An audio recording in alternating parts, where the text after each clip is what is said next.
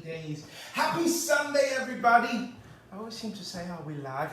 This is yours, Sunday. Mrs. Spielberg. Thank you. am doing sober October, so cheers. Well, kind of.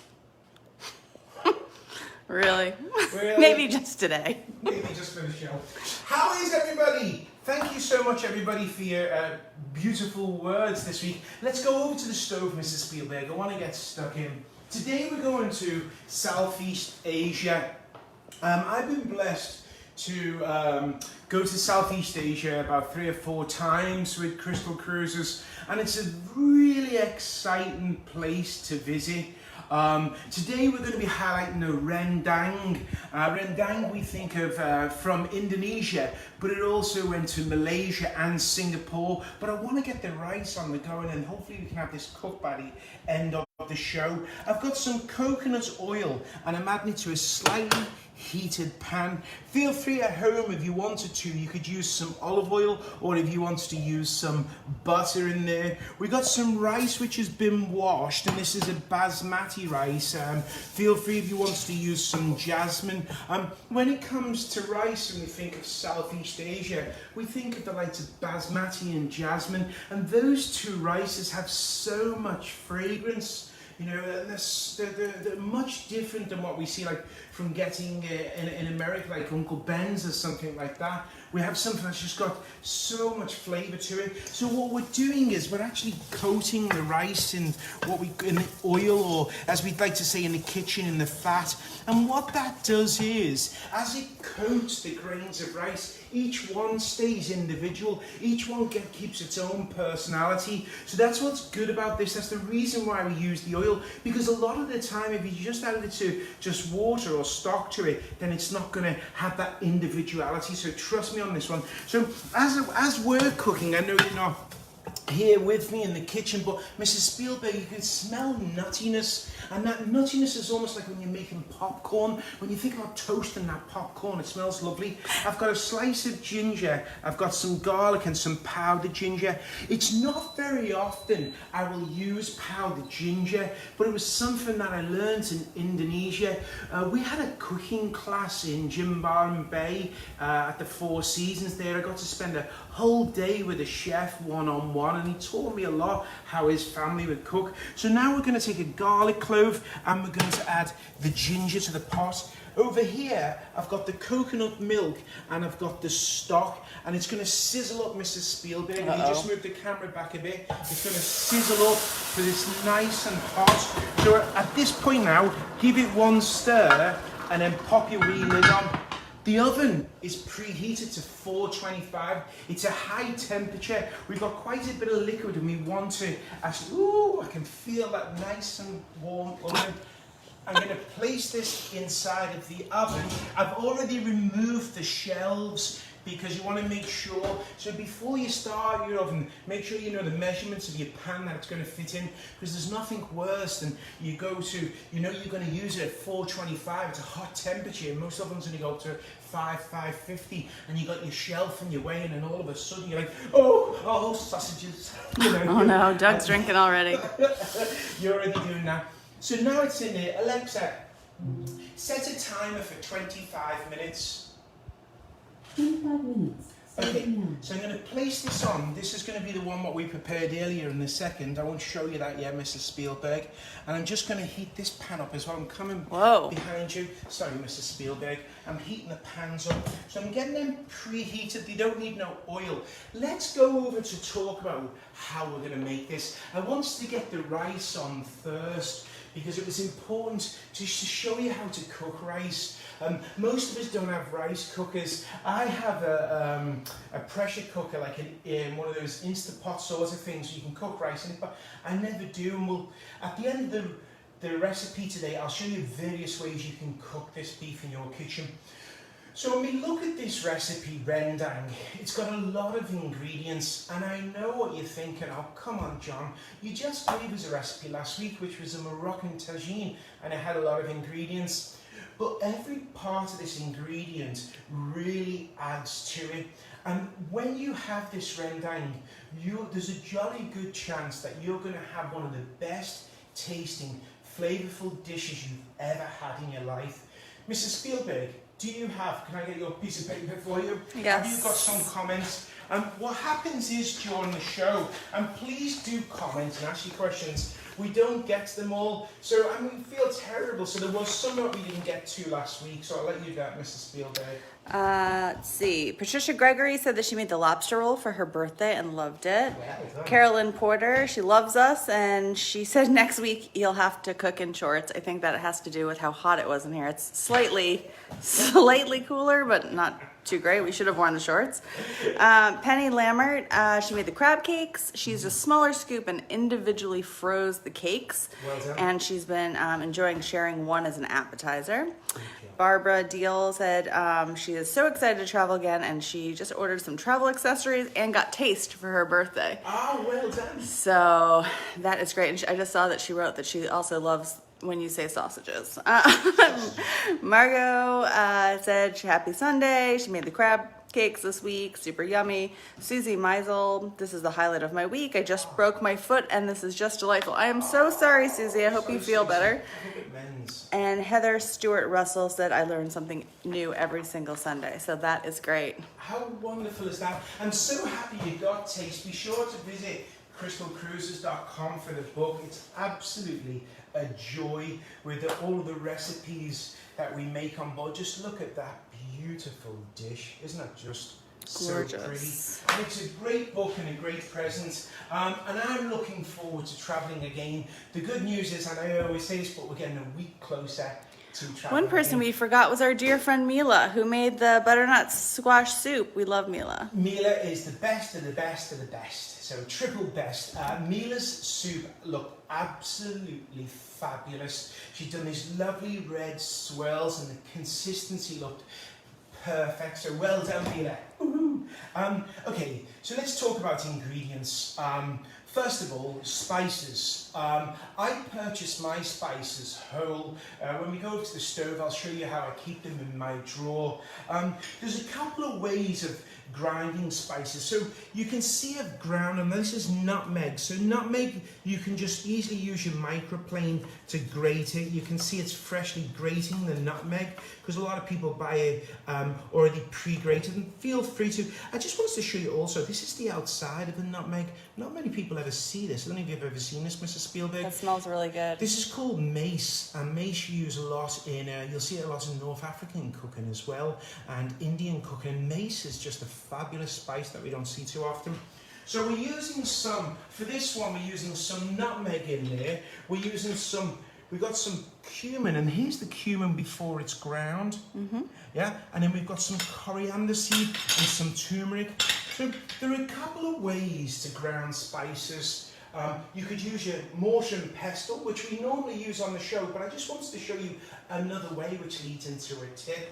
If you've got a coffee grinder at home, if you grind your beans at home, what you can do is actually take a cup of rice. So let's say, for instance, you've got this is nice and clean at the moment. I'm just going to quickly grind my cumin seeds. Yeah. So I'm going to take the cumin seeds, and I'm just going to pretend, you know, this is had coffee in it. So what you've got to watch when you grind things is that it can have a tendency to rust. So one of the best ways to clean your coffee grinder or to clean your spice grinder, either way, so if you use this, is just take a handful of rice, and that will absorb most of the odours, and it will give it a jolly good cleaning to the rice. And rice is inexpensive, and it gives it a really good and nice cleaning, and that's one of the ways I clean my coffee grinder or my spice grinder is with rice, and you can see it's taken all of that out. Very good. It's good to have a grinder at home, but you don't need to. You can use your mortar and pestle, which is, I like to do that, to be honest. I just like to use it. Yes. Couple things. One, I want to say hi to Carmen, who's on today. We love Carmen, so thank you for joining us. And also, Donna wanted to know how our bocce game went last week, and I will say, not so swell. We are going to be practicing again today after the show. We wasn't very swell at bocce. We've got some other friends coming over on a Sunday. If anybody knows me and Mrs. Spielberg, we always have local neighbours come come or friends come over for Sunday dinner. It reminds me of being a young lad where that's what we do to recharge our batteries. And Carmen, I want to say you're going to be very proud of us. This morning we just had a spin bite delivered. Yep. So we've been waiting, it's been on back order. I won't say the company's name, you may have seen it advertised on TV. So me and Mrs. Spielberg are taking up spinning, and Carmen's so good at that, she actually teaches as well. Okay, so look, we've got those spices. Don't be scared of ingredients, they all add cumin, turmeric, and then we've got the nutmeg and a quill of cinnamon. When it comes to using these ingredients, this is called lemongrass. Lemongrass has a distinctive taste and it's beautiful in Southeast Asian cooking. Now, I'm going to grab something from the fridge, Mrs. Spielberg, because I'm always looking to help people cook corners. They sell this one at the store in the tube. Although it's got a little bit of sweetness to it, it was very good. I recipe tested it because I normally test it. I also purchased some dried kaffir lime leaves. So you can see this is kaffir lime leaf. Now this is one of my all-time favourite ingredients. I remember when we filmed one of the shows, if you didn't get a chance to go along to Crystal Cruise or the YouTube website, you'll see a culinary journey. And myself and David George, we went out and we've done these wonderful shrimp with a coconut rice cake and a mango kaffir lime vinaigrette, and it was just sublime. Now you can get these, my friend sends me them, but also you can purchase the plant. I actually brought my plant, he's new, he's only a young fella, so I brought him into the kitchen. It's supposed to, I love that you put it on a crystal tray. This is the kaffir lime tree that is not growing out of the countertop. Mrs. Spielberg. Mrs. Spielberg looks at me because I spend days thinking about these segments, trying to just pass along stuff. And then she's like, why is there a kaffir lime leaf on the counter? No, not a leaf, a tree. A tree. So this grows well. We live on the East Coast in Martha's Vineyard. It grows well. In the summertime, it's going to go into the greenhouse to keep them alive. I'm going to move them out the way, but I want to show you it. You can try, as the recipe calls, a bit of lime zest in there, but it's never going to give you that flavour. You can purchase them online. Please do not buy the dried ones. I purchased some dried ones, and how I've done a taste test was I took a cup of water and I took some dried ones and I took some fresh ones, and the dried ones are not very swell. It's almost like, have you ever met someone and like one of the nicest people, funny people and lovely people you've ever met, and you say, I want you to meet my brother, and then you meet the brother and you think, oh my goodness, it doesn't even look like they're cut from the same cloth. They just look, they're not totally different. One's just not got the same pleasant smell. One's not got the same personality and vibrant. Although I've got a great brother. Okay, let's do it, Mrs. Spielberg. A lot of Southeast Asian cooking use shallots. If you can get shallots, please use them. They're a small onion, but I know a lot around the country, and in England you can't always get your hands on them, so we use red onion, which is very similar. Or you can just say shallots. Shallots. I've peeled the ginger. You know, in Southeast Asia, Mrs. Spielberg, just to come back up to you here for a second, in Southeast Asia they'll use galangal. So, well, you can't get your hands on it. It's really hard to get galangal. So we're just using ginger, about 3.5 ounces of fresh ginger. Here's the lemongrass, okay? Lemongrass is going in there. And then we've got some oil. Now, when it comes to peppers, Mrs. Spielberg, it's really up to you which way you want to go. Now, if you can't get yourself some fresh peppers, because peppers come in different heat forms, so here's some dried New Mexico ones. I would probably take the top off and I'd rehydrate that for about 10 minutes in some boiling water. You know, don't make the mistake of just using Thai bird chilies. Thai bird chilies will be way too spicy. This is the, we have these ones in Chinese cooking. So I have just got some regular, just red peppers, just small. These ones about the same heat as a jalapeno. And remember, the pepper heat is in the ribs. So when you cut a pepper open, it's in the ribs. An easy way to, I will answer your question, to remove the seeds, just so I can show you, because I love to teach you things. I really think about you all week.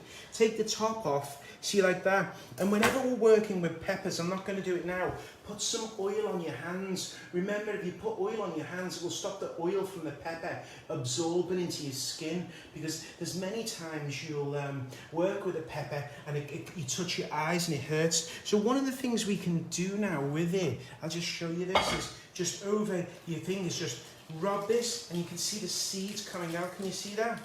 And that gets rid of all of those seeds. So that's going to help reduce down the spice level. If you like it a wee bit spicy, happy days.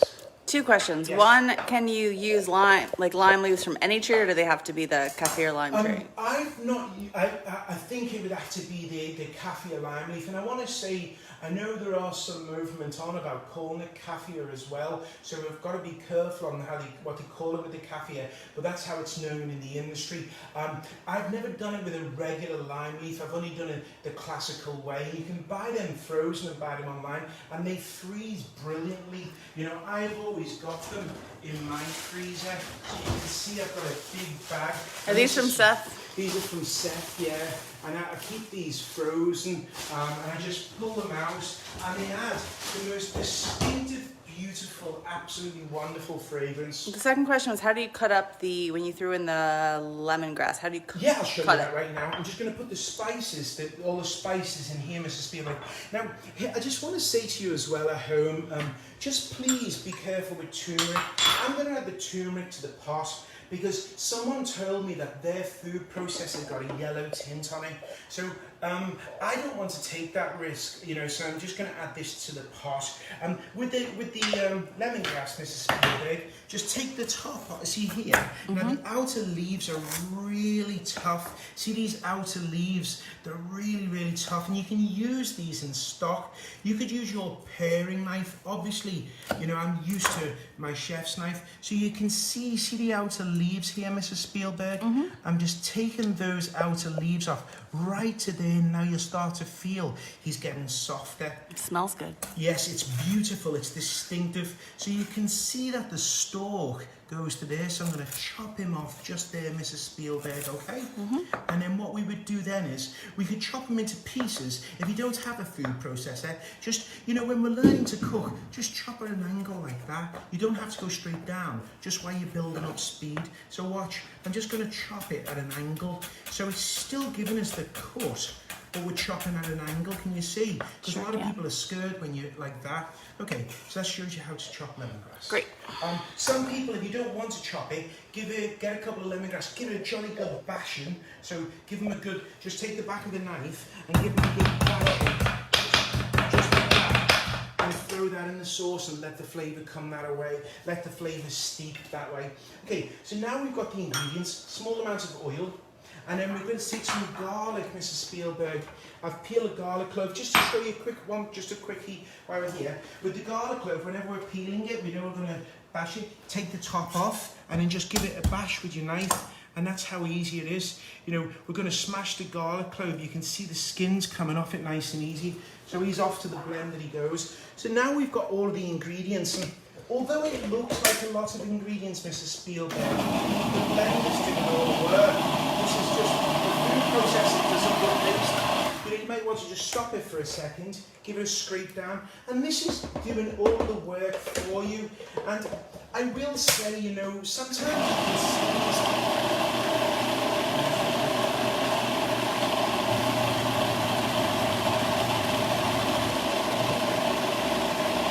happy days. Sometimes, you know, when you see a list of ingredients, you get a little bit scared, but you don't need to. You just look at the process, and it works really well. So now we've got the majority of our ingredients, a nice paste going. Let's go over to the stove, Mrs. Spielberg. The rice is cooking in the oven. The pan's warming up nicely. I'm going to take the lid off. It's heating up. And I'm just going to turn this up a little bit. It was on just a low heat, so now I'm going to turn it up more, because now we're starting to get some cooking going, okay? Yep. I'm going to take a little peek. I don't need to see this yet. Oh my goodness gracious, by Jove, is that looking good? It smells really good. Spielberg. I'm hiding it from the camera, because we're going to do one on before and after. This has been slowly just simmering away. The smell in the kitchen is unbelievable. Oh by Jove, let me just turn that one down a little bit. The worst thing you could do, imagine that if it was burned. My worst nightmare. Okay, the pan's getting nice and warm, Mrs. Spielberg. Okay, at this stage now, I'm going to bring the paste across. You know we've got some oil in there, so we're going to add the spices, add the mixture to the pan. Just adding the mixture, and I used olive oil. If you wanted to use coconut oil, you could use that in there as well. And now we're just going to start to cook this. I'm going to turn the fan on so it doesn't get too... Polly, the pots aren't actually new. We just used some barkeeper's friend to clean them up. Yeah, I clean with barkeeper's friend. I found that to be a wonderful to use to clean most of my pots. Sometimes some of my Dutch ovens have some marks down below that I can't get out, but usually I use barkeeper's friend. I do want to say, just for the record, I don't work for barkeeper's friend. I just want to, well, Thank you for always telling us every company you don't work for. How many people, just try to take advantage of people's hard-earned money? So we're cooking this out. As we know, we've got a live show, so we can't really, spend the 5 to 10 minutes. I'm just going to grab my beef from over here. Do you like Staub or Le Creuset better? Do I like Staub or Le Creuset? Ooh, they're both jolly good, to be honest. It's what you like. I do like the lid in Staub, but I've got more Le Creuset. I will say also Cuisinart have a very inexpensive one, and I use that a lot, which is what we're cooking the rice in. So, and I don't work for Cuisinart, so just so you know. So what we've got now is chuck. We've got some chuck, and we've just got a little drying. Chuck, if we think about it, when we look at the moo cow, chuck is from around this area, so around the shoulder towards the neck. So it's going to be a tougher meat. It's going to have more collagen in there, so it's going to need longer cooking. This is not something where we'd be using an expensive cut of meat such as fillet or sirloin. You could make the sauce by itself and then do that, but for this one we want to be using the pieces of Wendy said don't forget the turmeric. and then we wanted to add the turmeric. Thanks, Wendy. Thank you for always looking out for me. And I'll tell you what, we'll add the soy sauce and we'll add the brown sugar. Thanks, Wendy. And then we'll add the kaffir lime leaf and the leaves. So the pieces are chuck. Imagine this is cooked for a few minutes. The smell in the kitchen now is absolutely fabulous. It smells like we're in port. Crystal Cruise is in port. We've all gone out on our excursions, and which I love. I love to go out on excursions with the guests when we go to cooking classes. We have such a joyous time with copious amounts of alcohol. So now we're going to add the actual beef to it, and these are larger cuts, so we use larger cuts because we know they're going to lose lots of the water content as they cook. We're going to be losing at least 25% of that water content. Yes. Can you use coconut cream instead of coconut milk? You could use, yes, well, coconut cream. With that coconut cream, is that I just want to clarify, is coconut cream the block? Is that the block of it? They both come in containers. I've seen in Jamaica they have a coconut cream in a block. I use coconut milk. If you want to, you could just use a light coconut, because and there's also this coconut cream that you use for cocktails as well. I think that might be what they're thinking of. If it's the one that they use for cocktails, that's full of sugar. Yeah. So it can't be that. I think they call that Coco Lopez as well. I use coconut milk. The other one that they use in Jamaican, which is a hard form, I would probably use just extra stock and then fold some of that in the last time, because that's just the fat from it. So what we do, Mrs. Spielberg, is we can see this thick paste, and it's coating the beef beautifully. The beef is just being coated. Now normally when we cook, if we think about European French style cooking, which is what I was classically trained, normally we'd sear the beef to get the Maillard reaction. We're not going to see the Maillard reaction because this is going to be searing. A Maillard reaction, that browning of the beef, the caramelization, only happens over 300 Fahrenheit.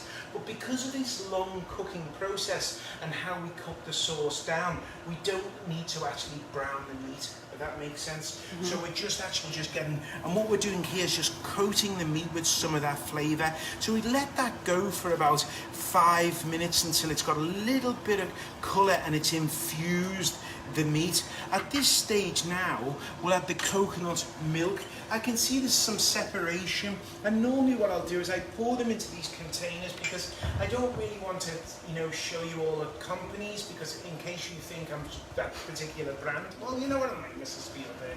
So I'm going to add the coconut milk, and here we go. So the coconut milk, so a can of coconut milk is just over 1 3/4 cups, and then we're going to add some chicken stock. If you don't have chicken stock, you could use some water. If you don't have some water, feel free to use some beef. If you don't like chicken stock, you could use beef stock in here or vegetable stock. So we've got a considerable amount of liquid in here, and that's going to reduce down. So what we want to do now, Mr. Spielberg, yes? Is it unsweetened coconut milk? That is unsweetened coconut milk as well, yeah. Now this, for the next 2 hours on the stove, is going to evaporate.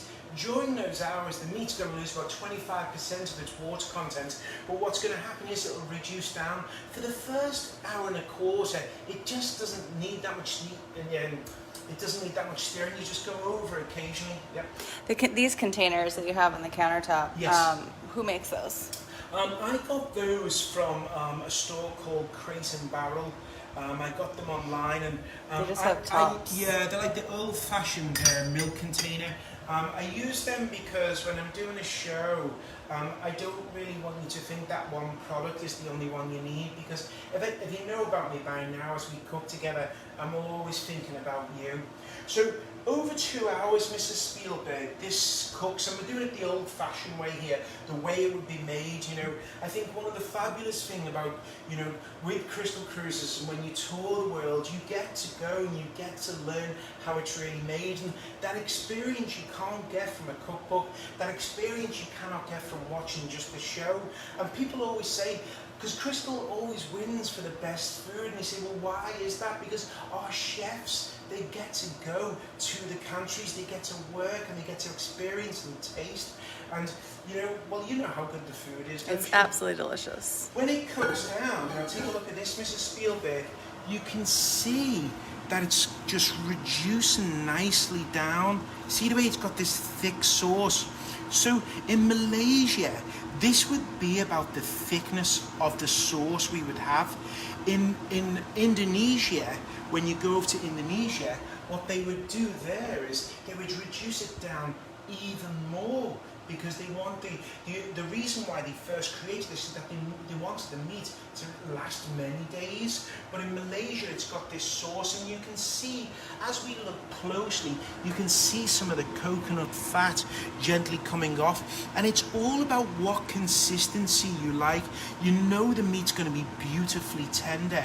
At this stage now, look, it's just fallen apart, Mrs. Spielberg. Can you see that? Look at the meat, how tender it is. I'm hardly just touching it. I'm not even serenading it. It's just falling apart. Sally, yes, that's cinnamon. So here's the cinnamon quill, Sally. So at this stage, we remove this. You don't want someone to mistake that for a big piece of beef, because that will not could crack a tooth. The lime leaf, be careful. My hands are like asbestos because I've cooked for years. Those lime leaves, we look for them, and we're going to just fish them out. Can you see? Did you add the cinnamon stick to this pan? The cinnamon stick to the pan, let me see. Yeah. Who was that? That was Don Alexander. Don't forget to add the cinnamon stick. I'm so glad that our audience is so engaged. Donna also thinks that maybe one of the segments you could cook and be on the Peloton, which would be absolutely hilarious. By Jove. So now we're taking out the kaffir lime leaves. You can see, Alexa, stop. You can see they've done their job. See the lime leaves, just fishing them out. And then what I say for you at home, have a taste of this. Does it need any more salt? Does it need any more pepper? Remember, you can always add it at the table side. So I'm going to take this curry over to the side over here. Am I going with you? You can come with me over there.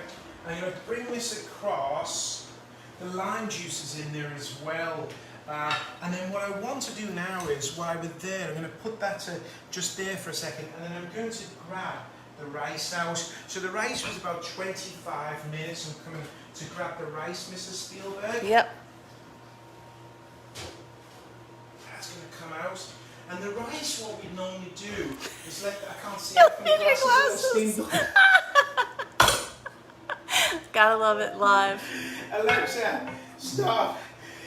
The rice we'd let sit for about 10 minutes just to let the air go nicely. So what I would normally do, one second Mrs. Spielberg, I cooked some rice earlier on, so I'm going to bring that across for you. The rice, when it comes out, it's over here. So with the rice, I cooked some earlier on. This is that cuisine pan I was telling you about that. They're pretty good, you know, for the price. The rice, what we do is take out the piece of garlic, take out the ginger, and you can see, always fluff your rice with a fork, okay? Always fluff it with a fork. Look at the way, remember we talked about each one's got its own personality? Can you see that? Each one, none of it's sticking together. And the smell, I can smell the coconut. It smells absolutely fabulous. Now, just before we go, I normally serve this with, I'll serve this with some flatbreads. But I just want to show you one more thing, Mrs. Spielberg.